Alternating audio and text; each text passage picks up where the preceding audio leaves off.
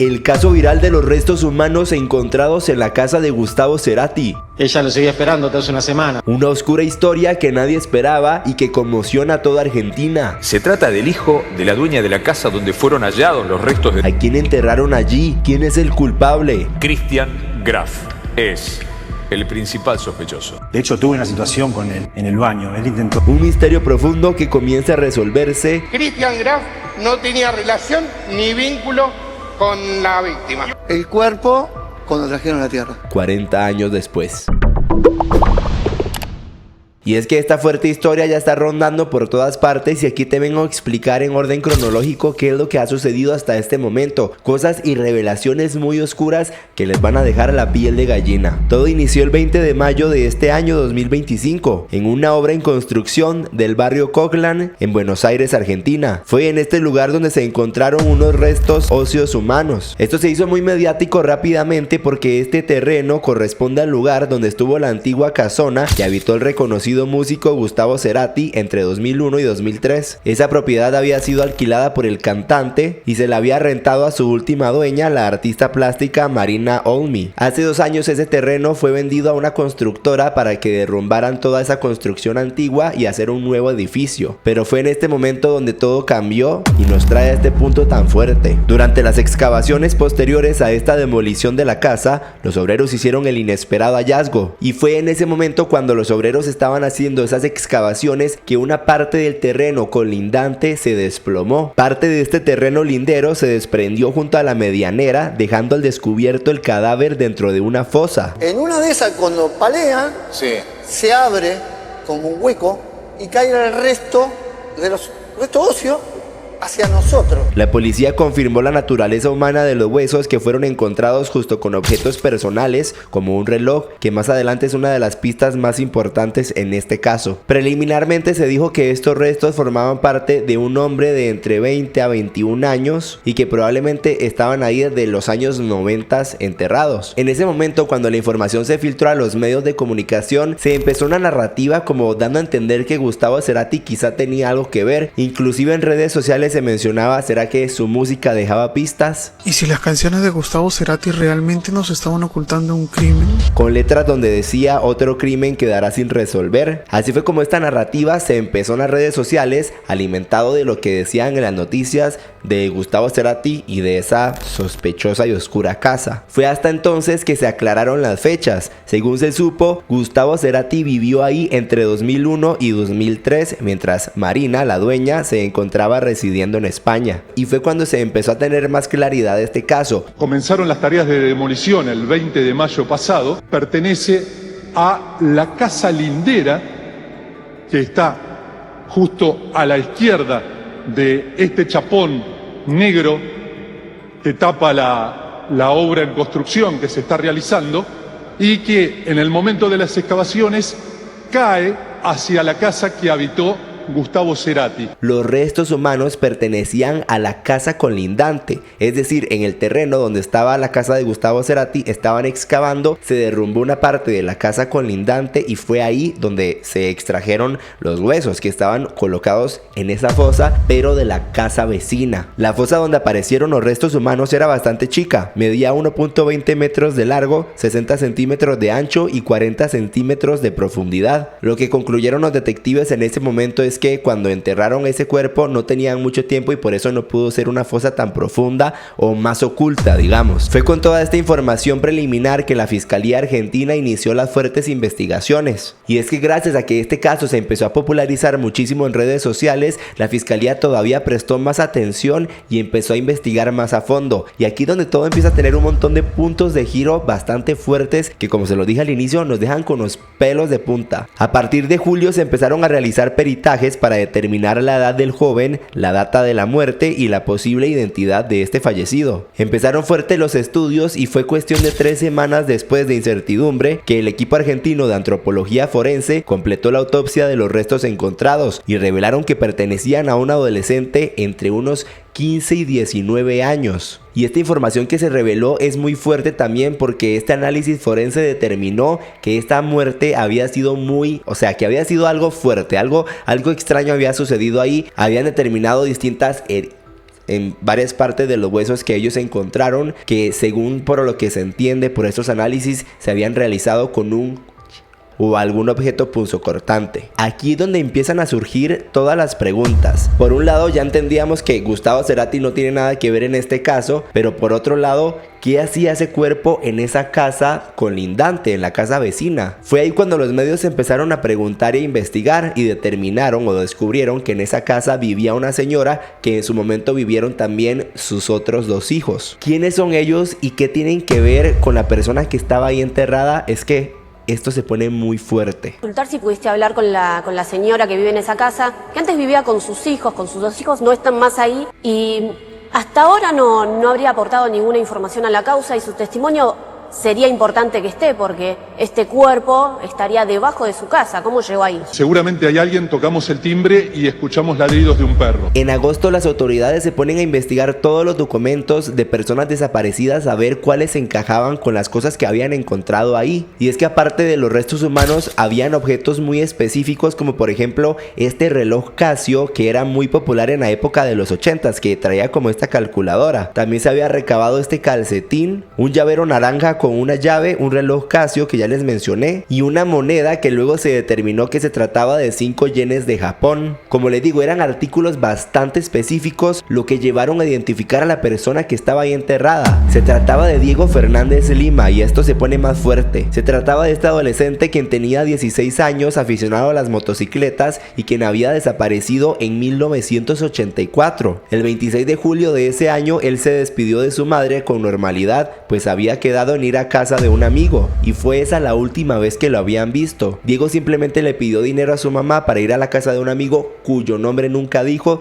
se fue y nunca más volvió. Así fue como se empezó a popularizar este afiche de los años 80 de cómo sus familiares estaban buscando a este joven. Y es que lo que sucede es que cuando empieza a salir esta noticia, como se hizo tan viral, empiezan a arrojar distintos artículos como lo del reloj, que sus familiares que por años, por más de 40 años lo estuvieron buscando, dijeron, esto tiene algo de semejanza. Y fue así como su madre se prestó a una prueba de ADN que resultó 100% positiva. La madre del adolescente que finalmente estaba enterrado, hoy es muy anciana, el padre falleció en un accidente de tránsito y le tomaron la muestra de ADN. Y lo que se llama el match dio 100% de coincidencia. El padre de este chico tristemente había fallecido en un accidente hace muchos años atrás y este accidente donde tristemente falleció el padre fue a unas escasas calles de donde encontraron el cuerpo de su hijo. La pregunta es quién lo hizo, por qué él terminó ahí. Este joven de hecho jugaba en el equipo de los excursionistas, quienes expresaron su tristeza por este caso y además filtraron una imagen de hace años atrás cuando el entrenador había dado unas palabras en el año que él se había desaparecido. Recordar a uno de los chicos más queridos de este plantel que a mediados del año pasado desapareciera de su casa. Me refiero a Diego Fernández Lima. Mi querido gallego, siempre te recordamos cada vez que nos reunimos en el vestuario para salir a jugar. Uno de los giros más importantes es que el hermano de Diego, esta persona que encontraron enterrada, salió a hablar. El hermano, en el momento en el que Diego había desaparecido, él tenía tan solo 10 años y estas fueron algunas de las declaraciones que en medio de su llanto pudo dar. Es muy conmovido, son muchos años, la gente pasa, me saluda, es terrible el apoyo de la gente que estoy recibiendo, estoy emocionado por eso. Ay. Y es que él menciona que fueron más de 41 años sin tener absolutamente una pista de lo que había sucedido con su hermano. Sí, exactamente, crecí con este dolor en el alma que es indescriptible, de 41 años. Él además menciona que su mamá hoy en día tiene 87 años y que es el día que se sigue asomando en el balcón esperando que su hermano regrese, como que ella no ha entendido todavía esta situación, es algo muy triste. Ella lo seguía esperando hace una semana, del balcón mirando a ver si venía, a ver si sonaba el teléfono, corría a atenderlo a cualquier hora. A la madrugada. Qué fuerte, Javier. Una madre es una madre. Él además menciona que su papá lo dio absolutamente todo y que tristemente falleció, como ya les comenté, en ese accidente, y que lo hizo siempre buscando a su hijo, que siempre salían a otras provincias, a otros lugares, repartían volantes, que hasta tenía un cuaderno con información de las pistas. Y es que lo que sucedió en ese momento es que cuando los familiares asistieron con la policía a denunciar esta desaparición, no les hicieron caso, les dijeron simplemente, no, seguramente se fue con una mujer y va a volver en algún momento. O sea, sea, la policía no ayudó en ese caso en esos momentos. Ahora es aquí donde tenemos el punto más importante y que cambia toda esta historia por completo, que nos deja en shock. La casa donde aparecieron estos restos humanos pertenece a uno de sus compañeros de la escuela, es decir, estos restos los encontraron en la casa de un compañero que iba con él en su misma escuela, en su misma clase. Un compañero de colegio de tu hermano, ¿qué pasó? Qué buena pregunta, hermosa. No sé, lo que estamos preguntando todos y necesitamos justicia. Porque no sabíamos qué hacía Diego ahí. Yo me enteré de la mañana que aparentemente es compañero de Diego del secundario. Sí, quien vivía en esa casa. Gracias a Dios y les agradezco a todos de corazón que, claro, compañeros de Diego están hablando, se pusieron en contacto con la fiscalía y eso creo que gracias a ellos, pues yo no sabía. Y es aquí donde entra el nombre de ahora el principal sospechoso, Christian Graf, quien era uno de los niños que vivían junto a sus padres en esa casa. ¿Por qué encontraron ese cuerpo ahí? Y es que la justicia pidió información al colegio donde ambos asistían para confirmar que ambos estaban en la misma clase. Y de hecho, como esto ha sido tan viral en todas las redes sociales, excompañeros de ambos han salido a hablar a la fiscalía para dar todas sus declaraciones. Entonces hablamos del principal sospechoso. Como les digo, se trata de Christian Graf, un hombre de actualmente 56 años, y es el principal sospechoso porque Diego y él fueron compañeros en el ENET número 36, un colegio de la ciudad de Buenos Aires. El fiscal Martín López confirmó que tanto Diego como Christian Graf fueron compañeros en ese colegio. Se trata del hijo de la dueña de la casa donde fueron hallados los restos de Diego, al lado de la casa de Cerati. Christian Graf es el principal sospechoso. Y aquí es donde todo el caso empieza a tomar un rumbo cada vez más oscuro y más fuerte y que nos sigue llenando de tantas dudas. Y es que en este punto del video tenemos que retroceder a ese 20 de mayo, el día en el que encontraron estos restos humanos. Y aquí donde tenemos una de las declaraciones más fuertes del encargado de estas obras, quien habló con los medios de comunicación. Él fue una de las primeras personas que vio cara a cara a Christian luego de que les informaran obviamente a los dueños de esa casa que habían sustraído unos restos humanos. O sea, obviamente les fueron a avisar como, oigan, de su casa acabamos de sacar esto. Pues lo que este maestro de obras sale a decir es que Christian llegó hasta el lugar a hablar con él y le empezó a decir varias teorías, como que ya llegaba con todo planeado. Que una de las primeras cosas que le dijo es que anteriormente ahí había una iglesia. Primero nos comenta que eso había sido una iglesia, puede haber sido los restos de una iglesia, el cuerpo, qué sé yo. Luego también le dijo que en ese lugar también había un establo. Entonces dice, bueno, también fue un establo. Y finalmente otra de las teorías que tiró Christian en ese momento es que cuando ellos quisieron nivelar el suelo, mandaron a pedir o a comprar tierra. Entonces que él dice, capaz que en esa tierra que compramos venían esos restos humanos. Que paréntesis, son de un compañero suyo de la escuela. Dice, no, y ahora que recuerdo, cuando nosotros nivelamos el suelo, cuando hicimos la pileta, pedimos tierra. O sea, vos podés contratar tierra, te la traen. Sí, y pudo haber venido, supuestamente para él, el cuerpo cuando trajeron la tierra. Lo que hacemos seguridad y higiene. Y el maquinista de la retro, siempre tenemos que estar observando lo que vos sacás de la tierra. Uno de los periodistas de los medios argentinos mostró específicamente cómo es que encontraron esos restos. El cuerpo no es que estaba de este lado de la casa de Gustavo Cerati ni debajo de la medianera. Estaba en el terreno de los Graf.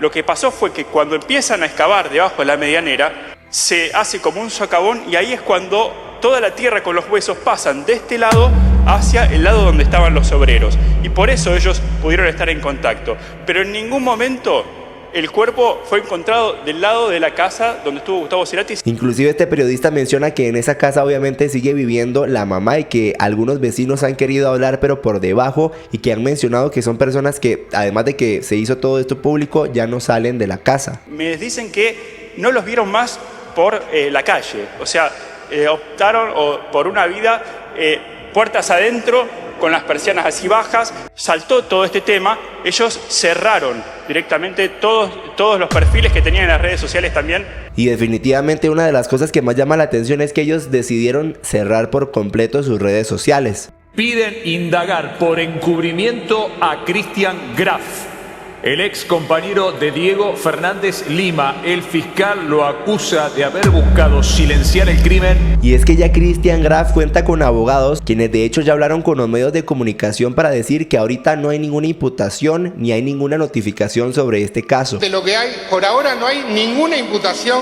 no fue notificado de ninguna causa. Y es que un punto muy importante en todo este caso es la prescripción de este delito, si es que se cometió algo. O sea, ya pasaron tantos años que ya el caso entra en un estado de prescripción, que de hecho el mismo abogado lo comenta. En este momento no puede llegar a quedar detenido por ningún tipo de imputación, por la prescripción de la acción penal. Artículo 62 del Código Penal. Y es que esto se menciona en el artículo 62 del Código Penal de Argentina, mismo código que habla de la prescripción de los casos. O sea, cuando pasan tantos años de un delito, no se puede hacer nada al respecto, no se puede acusar porque ya hay una prescripción. Esto como para que ustedes entiendan en palabras más sencillas. El artículo 62 dice: la acción penal se prescribirá durante el tiempo fijado a continuación. 1. A los 15 años cuando se trate de delitos cuya pena fuera la de reclusión o prisión perpetua, que es, yo creo, donde entra esta situación en específico. O sea, en teoría ya no habría nada que hacer. Aparte, otra cosa bastante extraña que dice el abogado de Cristian es que tanto él como Diego no tenían ninguna relación.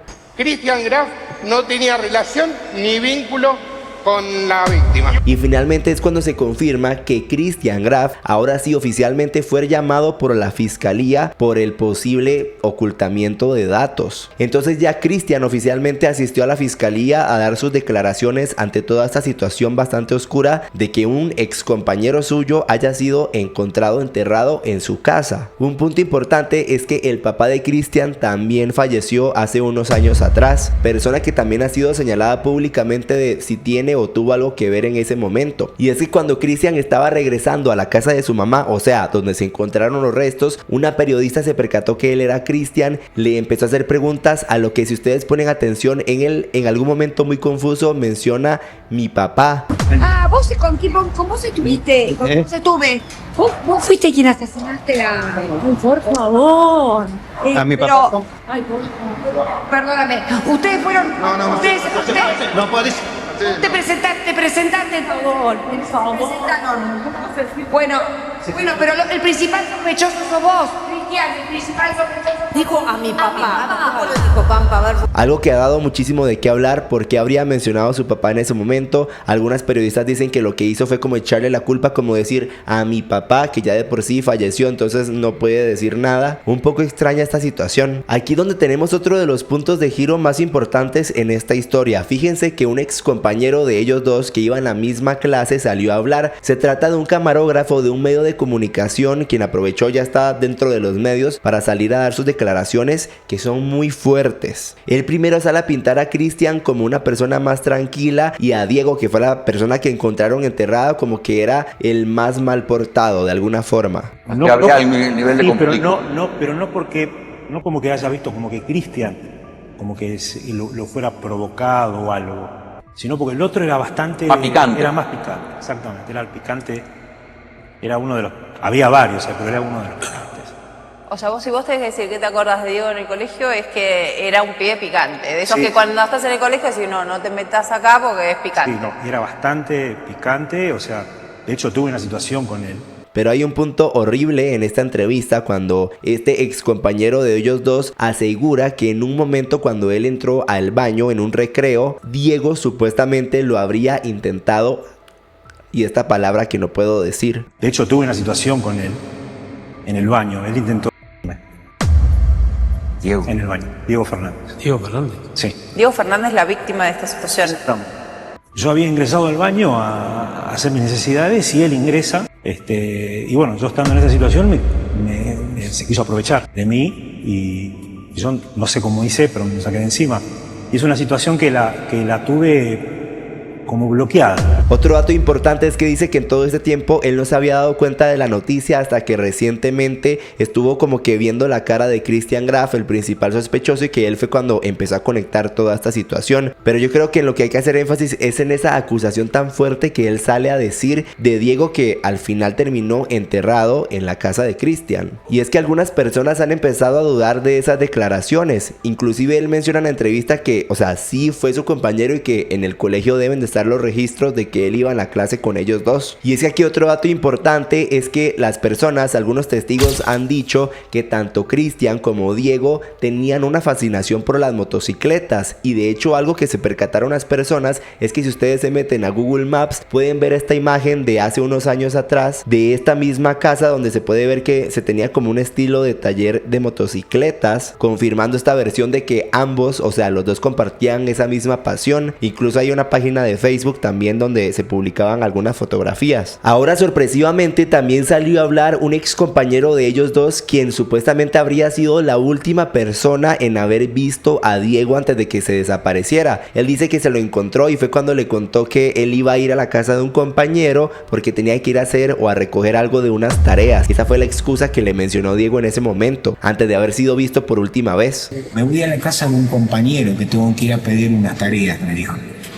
Ah, bueno, pero en ningún momento me comentó qué compañero era, nombre, apellido, nada, sino que me dijo un compañero. Y es que esta situación está generando un gran debate en toda Argentina, porque ya se dieron cuenta, es un caso demasiado fuerte con demasiados puntos de giro que a este momento no nos tienen nada de claridad. Algunas personas comentan, hasta las pelotas está el tipo, muchas explicaciones tiene que dar, un cuerpo enterrado en su propio patio y de un compañero del colegio. Si hubiese sido el padre y estaban tan bien asesorados, apenas falleció el padre hubiesen dicho toda la verdad. Las pericias dicen que fue una persona zurda la que lo ajá. Y alguien comenta, tanto el padre como él y la hermana son, una información que no puedo corroborar, pero vi que se estuvo mencionando en las redes sociales. Y es que este misterio sigue en plena investigación y sin una respuesta definitiva. La justicia avanza, pero las sombras que rodean este caso son más densas de lo que parece. ¿Realmente sabremos toda la verdad? ¿O acaso hay secretos enterrados aún más oscuros que nadie se atreva a revelar? Lo único que sí es cierto es que esta historia recién empieza a contarse después de 40 años. ¿Qué crees tú que realmente sucedió en esa casa? Aquí con muchísimo respeto me voy a quedar leyendo todos sus comentarios. Me ayudarían muchísimo compartiendo este video, dándole like, comentando y siguiéndome. Les agradezco muchísimo por acompañarme, saben que los quiero muchísimo y que nos vemos muy pronto en un nuevo video con más casos, teorías y cosas virales de las redes sociales.